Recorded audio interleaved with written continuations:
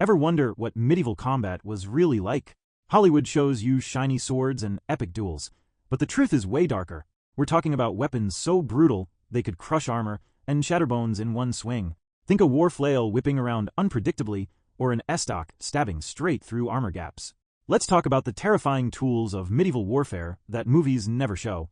Stick around as we count down the most horrifying weapons designed not just to kill, but to strike pure terror into the enemy. You won't believe what's coming up. What if the best way to kill wasn't swinging a broadsword for dramatic effect, but stabbing with something more like a giant needle? Let's talk about the estoc, a weapon that just laughs at your shiny plate armor. This isn't the flashy blade you see in movies where knights clash with big, wild swings. No, the estoc was all about one thing: getting through your defenses with ruthless efficiency. It's a long, straight, pointy rod of terror. And trust me, you wouldn't want to be on the wrong end of it. Picture yourself as a knight, sitting there in your polished armor, thinking you're pretty much untouchable. You've got layers of steel protecting every inch of you, and you're feeling like a walking tank. Then, out of nowhere, some guy pulls out this skinny, sharp stick that doesn't even look like a proper sword. You're smirking, right? Until you realize this thing, the estoc, is built specifically to find the tiny gaps in your so-called impenetrable defense. Those little joints at your elbows, knees, or even the slit in your helmet visor, they're all fair game, and this weapon is coming for them. Now, you might wonder how a simple thrust could do any real damage when most swords just bounce off plate armor like a rubber ball on concrete. Here's the thing. The estoc's tip is razor sharp and super narrow, designed to sneak right through those weak spots. It's not about smashing or hacking. It's about slipping in where you're vulnerable. A quick jab to the armpit or under a shoulder plate could end things fast. Most weapons needed raw power, but this one? It's all about hitting the right spot at the right time. Here's the kicker. Old fighting manuals from back in the day show that wielding an estoc wasn't about brute strength at all. It was pure precision. Warriors were taught to aim for ridiculously small targets, like the thin gaps near your visor or the joints where armor plates overlap. One well-placed thrust, and you're done for. It didn't just hurt. It could pin you in place or puncture something vital before you even knew what hit you. Talk about a dirty trick on the battlefield. Research tells us estocs were especially nasty against older male armor, the kind made of linked rings, because they could pop right through. But even when plate armor became the norm, a good jab could still shake you up. Maybe it didn't always pierce the metal, but it could knock you off balance or mess with your head long enough for a follow-up attack. Imagine the medieval version of a sniper shot, quiet, precise, and absolutely deadly if it lands just right. One mistake, and your armor isn't saving you. Warriors spent hours training to master this weapon, learning exactly where to aim on a moving, armored enemy. Every thrust turned into a high-stakes game of life and death. Miss by an inch, and you've got nothing. Hit the mark, and your opponent's fancy gear becomes their coffin. You're starting to see why this wasn't just another sword. It was a cold, calculated tool meant to spread fear as much as blood on the battlefield. Here's the real takeaway. Hollywood skips over the estoc because it's not glamorous or showy.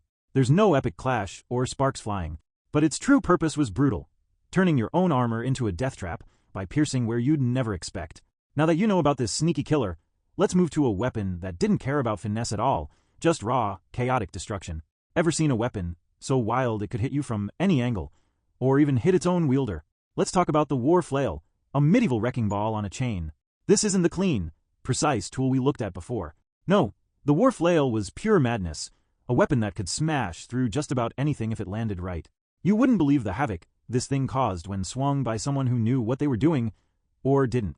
Imagine facing a fighter on the battlefield, and he's got this short stick with a chain attached to a heavy, spiked metal ball. He starts swinging it, whipping that ball around so fast you've got no clue where it's going to land. Is it coming at your head, your side, your legs? You can't tell, and that's the point. The war flail was all about being unpredictable, a total wild card in a fight. 1 second it's flying toward you, the next it's looping around in a crazy arc, making you jump just to avoid getting flattened. Here's where it gets messy. The flail didn't just bash through armor. Its wild path made shields pretty much useless. You try to block it, and the chain just wraps around, letting that spiked ball smack you from some weird angle. But there's a catch. One wrong move, and the guy swinging it could accidentally hit himself. Talk about a gamble. That heavy ball could swing back and crack his own arm, or worse if he lost control for even a split second. Picture this in the heat of battle. That spiked head crashing into a knight's helmet with a sickening thud. The metal dents inward, and whatever's underneath, well, it's not going to be pretty. Skulls cracked like eggshells under the sheer force. This weapon wasn't about finesse. It was raw, blunt power designed to break anything it touched. Whether you're in fancy armor or just a padded tunic, one solid hit could leave you in pieces on the ground. Historical records show flails weren't super common, but when they showed up, they terrified everyone. Some fighters used them just to prove how skilled they were, almost like showing off. The mere sight of a guy confidently swinging this thing could make enemies hesitate, wondering if they even wanted to get close. It wasn't always about actually fighting. Sometimes, just holding a flail was enough to mess with the other side's heads. Think of it as the medieval version of a rogue fire hose. It's powerful and dangerous, sure, but it's just as likely to soak the person using it as the target. You've got to keep that flail moving at high speed with your arms stretched out, or you lose all control. Slow down even a little, and you're wide open for someone to rush in and take you out. Every swing was a risky bet, and it took serious guts to use it without becoming your own worst enemy. You're realizing now, this wasn't just a weapon, it was a psychological nightmare. The chaos it brought to a fight could throw entire lines of soldiers into panic, not knowing how to deal with something so reckless. The big reveal: Hollywood ignores the flail because it's too messy for their neat battle scenes. But its real strength was delivering bone-shattering chaos that didn't just break bodies, it broke morale too. From wild swings to precise hooks, let's shift to a weapon that could yank a knight right off his high horse. What's scarier than a blade that cuts? One that hooks and drags you down. Let's talk about the billhook, a polearm that turned mounted knights into easy targets. This wasn't some fancy sword for dramatic duels. It was a tool, originally for trimming trees and harvesting crops, turned into a nasty weapon of war. Picture a long wooden pole, 5 or 6 feet, with a curved metal blade on the end that looks part hook, part axe. When soldiers got hold of this, it became a game changer against anyone thinking they were safe up on a horse. Imagine you're a proud knight on horseback, looking down on the infantry scrambling below. You've got the height, the speed, and heavy armor, making you feel like nothing can touch you. Then out of the crowd, some foot soldier raises this long stick with a wicked curve at the top. Before you can react, that billhook reaches up, aiming to snag you. It's not just about stabbing or swinging. It's got reach and a design that lets a lowly peasant mess up your whole day from the ground. You're not so high and mighty now, are you? Here's where the tension kicks in. The billhook didn't just slash like a regular blade. That hooked end could latch right onto your armor, your reins, or even the straps holding your gear together. One good yank, and you're off balance, wobbling on your horse. Worse yet, a strong pull could drag you straight down to the dirt. Once you're off that horse, all your fancy training and expensive kit don't mean much. You're just another target, stuck on the ground with angry foot soldiers closing in fast. Think about this for a second. Historical battles show how infantry turned this weapon into a knight's nightmare. They'd use it to hook riders right out of the saddle, flipping a cavalry charge into a messy, fatal tumble. A knight's strength was being mounted, riding over enemies with power and speed. But when a bunch of guys with billhooks started pulling them down, that advantage vanished. Suddenly, you're not charging. You're crawling in the mud, hoping to get back up before a blade finds you. Research points out that late medieval armies leaned hard on billhooks to counter heavy cavalry, especially in cramped, muddy fields like those at Agincourt. In tight spaces or sloppy terrain, horses couldn't maneuver well, and knights got bogged down. That's when these pole arms shone, letting infantry outreach and outmaneuver riders who thought they'd just trample everyone. It wasn't pretty, but it worked. Foot soldiers could swarm, hooking and yanking until the cavalry was nothing but chaos. Picture it as the medieval version of a tow truck, except instead of saving you, it's dragging you to your doom. Wielders didn't always aim to kill outright. They'd target legs, straps, or anything they could catch to unseat the enemy.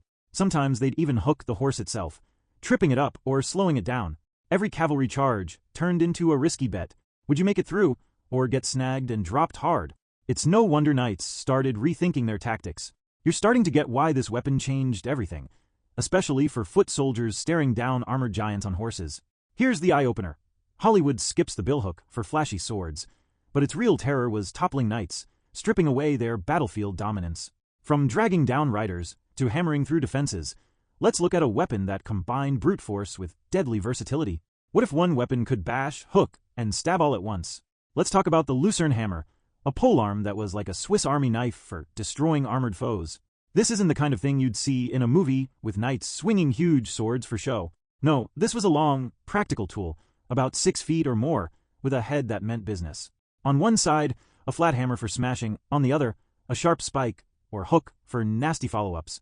You wouldn't believe how much damage this thing could do. Imagine going up against a fighter holding this long staff topped with a hammer on one side and a mean-looking spike on the other. You're in your heavy armor, thinking you're safe, but this guy's got reach and options. He can swing from a distance, way out of your sword's range, aiming to ruin your day before you even get close. That hammer end isn't just for looks, it's heavy enough to make you wish you'd stayed home. And if that spike or hook catches you, good luck staying on your feet. Here's where it gets rough. Against plate armor, most swords just didn't cut it, bouncing off or barely leaving a scratch. But the lucerne hammer? It delivered crushing blows that could dent metal like a tin can under a boot. Even if it didn't break through, one hit to your chest or arm could knock the wind out of you or mess up your balance. Then there's that hooked spike, perfect for jabbing into joints like knees or elbows, places your armor doesn't cover so well. It's a double threat, and you're stuck guessing which end is coming at you. Picture a battlefield straight out of history. Old fighting manuals called fechtbuches describe warriors swinging these hammers to smash helmets flat, turning a knight's headgear into a crumpled mess. Or they'd use the hook to yank enemies off balance, tugging at an arm or leg to make them stumble before finishing the job with a hard strike. It wasn't just about landing random hits. It was about breaking down the enemy piece by piece, making every swing count in the chaos of war. Historical studies show it wasn't all about raw power either. Technique mattered a ton. Fighters trained to aim for specific spots, like the knee to stop you from moving or the elbow to ruin your ability to swing back. They didn't always go for the kill right away. Sometimes disabling you was enough, leaving you helpless for whoever came next. Talk about a cold way to fight, picking apart armored soldiers like they're puzzles to solve. Think of it as the medieval version of a wrecking crew. One good hit from the hammer side could cave in your chest plate, making it hard to even breathe, while the hook could yank you around like a rag doll. You're not just getting hit, you're getting manhandled from 5 feet away. It's the kind of weapon that made you rethink charging headfirst into a line of foot soldiers holding these things. Using it took real skill, though. You had to balance reach and control, swinging or thrusting without overextending yourself, especially in tight formations where one wrong move left you open. You're seeing why this wasn't a simple club. It was a calculated tool for dismantling even the toughest defenses. Here's the real shocker. Hollywood avoids the lucerne hammer because it's not glamorous. But its brutal mix of blunt force and control made it a knight's worst nightmare. We've covered some terrifying tools, so let's wrap up with why these weapons paint a darker picture of medieval combat than any movie ever could. Here's the final thought. These weapons, from the estoc's deadly precision to the lucerne hammer's raw power, show medieval combat was a brutal, desperate fight for survival, not a fairy tale duel. If this opened your eyes to the gritty reality of history, hit that like button, share your thoughts below, and subscribe for more unfiltered looks at the past. You wouldn't believe how much darker it gets. Let's keep uncovering the stuff Hollywood won't show. There's plenty more terror where this came from, and I've got stories that'll make your jaw drop waiting for you.